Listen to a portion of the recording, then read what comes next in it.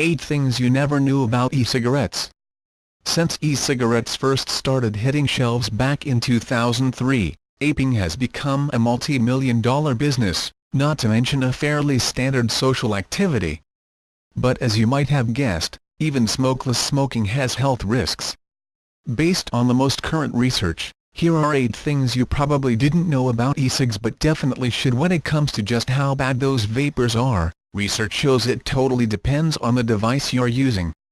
Previous studies have confirmed that all e-cigs have carcinogens like formaldehyde, but according to the latest research published this summer in the Journal of Environmental Science and Technology, factors like how old your device is and how you're using it can affect how many of those cancer-causing chemicals you're actually breathing in. In this study, scientists found that the older the device, the more toxic the emissions are. The same study also found that the first puff and the last puff taken in a smoke sesh have very different levels of toxicity. In fact, the researchers discovered that emissions increased up to 10 times with each consecutive puff. Whoa! That's because as the chemicals break down while you're using an e-cigarette, they leave a residue behind. This builds up over time, causing more toxic emissions to be released. According to a new study published in the journal Tobacco Control, the flavored vapor varieties are even worse. To test out their toxicity, researchers exposed bronchial cells to 5 different flavors of vapor: piña colada, menthol, strawberry, coffee, and plain old tobacco. They found that, overall, the flavored vapors produced much higher levels of cellular toxicity. Of the flavors they tested, strawberry was the worst one. All e-cigarettes run on batteries. They are electronic, after all.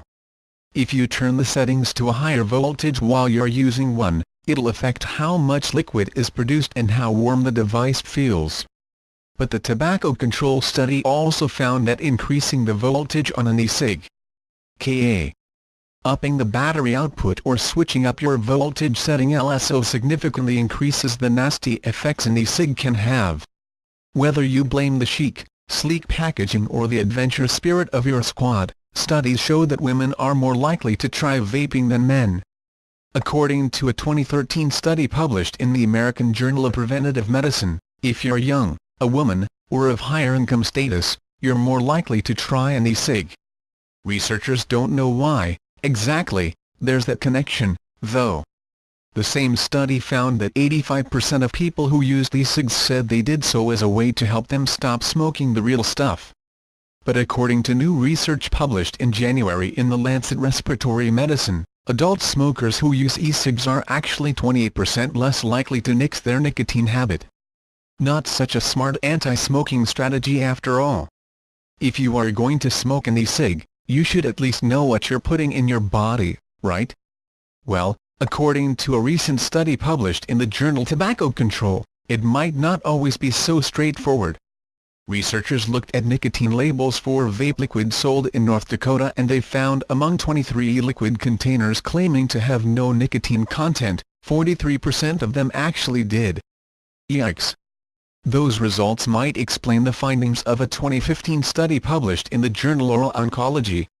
Researchers looked at cancer-causing cell damage from nicotine versions of e-cigs as well as the supposedly nicotine-free versions and found that although the full nicotine stuff is way worse, even a less concentrated exposure to nicotine in a vapor is enough to cause cell damage.